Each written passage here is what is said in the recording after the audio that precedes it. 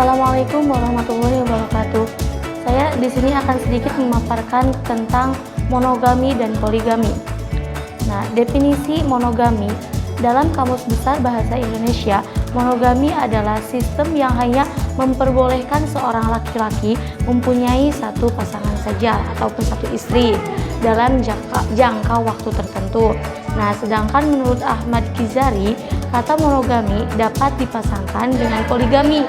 Sebagaimana monogami yaitu perkawinan dengan istri tunggal, yang artinya seorang laki-laki menikah dengan seorang perempuan. Nah, adapun definisi poligami secara etimologis atau lugawi, kata poligami berasal dari bahasa Yunani, yaitu gabungan dari dua kata, poli atau polus yang berarti banyak dan gamein ataupun gamos yang berarti perkawinan. Dengan demikian, poligami berarti perkawinan yang banyak. Secara terminologis atau istilah, poligami adalah sistem perkawinan yang salah satu pihak memiliki atau mengawini beberapa lawan jenisnya dalam jangka waktu yang bersamaan.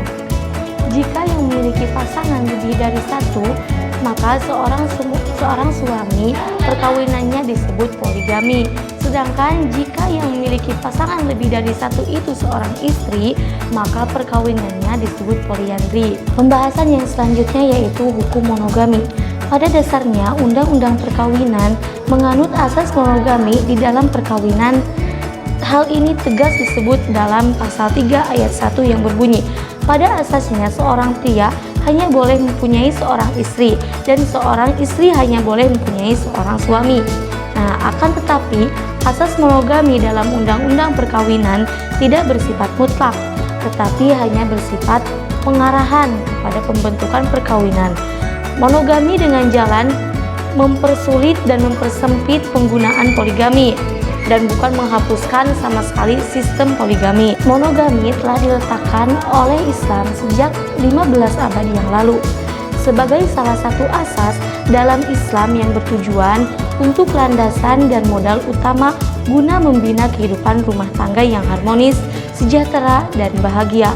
Nah, karena itu hukum asal dari perkawinan menurut Islam adalah monogami, sebab dengan poligami akan mudah menetralisasi sifat cemburu, iri hati, dan suka mengeluh dalam kehidupan keluarga yang monogamis.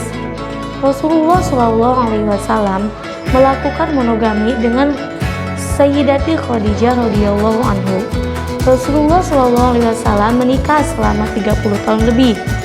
Ia setia dengan konsep monogami dalam Islam selama 28 tahun dengan Khadijah. Di tengah-tengah situasi sosial masyarakat Arab yang waktu itu menganggap poligami adalah sebagai hal yang telah biasa. Banyak orang yang kadang hanya melihat poligami sebagai sunnah, padahal ada monogami yang juga sunnah dan bermakna indah. Selama 25 tahun Nabi menikah dengan Siti Khadijah, Nabi tidak sekalipun melakukan poligami. Nabi baru melakukan poligami setelah wafatnya Siti Khadijah ketika ia menikahi Siti Aisyah selama 13 tahun. Itu hukum poligami. Hukum poligami terbagi dua.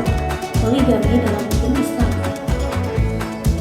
Syamasari dalam kitab tafsir Al-Kahsyaf dalam Masail Al-Fiqhiyah mengatakan bahwa poligami menurut syariat Islam adalah merupakan suatu rukhsah atau kelonggaran dalam kesulitan. Nah, kebolehan berpoligami dijelaskan dalam Quran surah An-Nisa ayat 3 yang berdasarkan ayat tersebut. Dalam Islam poligami diperbolehkan, namun mempunyai batas, yakni 4 anak istri. Nah, adapun tindakan poligami diperbolehkan jika istri tidak dapat menjalankan kewajibannya sebagai istri, istri cacat atau menderita penyakit yang tidak dapat disembuhkan, ataupun istri tidak dapat memberi keturunan. Nah, begitupun poligami diperbolehkan dalam keadaan darurat. Nah, yang kedua, poligami dalam undang-undangan. Pada dasarnya, undang-undang perkawinan menganut asas monogami di dalam perkawinan. Hal ini tegas disebut pada pasal 3 ayat 1 yang berbunyi, pada asas sebaliknya seorang pria hanya boleh mempunyai seorang istri dan seorang istri hanya boleh mempunyai seorang suami. Seorang pria boleh melakukan poligami asal memenuhi persyaratan-persyaratan tertentu yang telah ditentukan dalam undang-undang perkawinan, yakni yang pertama, adanya persetujuan dari istri atau istri-istri terdahulu. Nah, persetujuan ini bisa tertulis dan bisa dinyatakan secara lisan di depan sidang pengadilan. Yang kedua, ada kepastian bahwa suami mampu menjamin keperluan hidup istri-istri dan anak-anak mereka. Yang terakhir, adanya jaminan bahwa suami akan berlaku adil terhadap istri.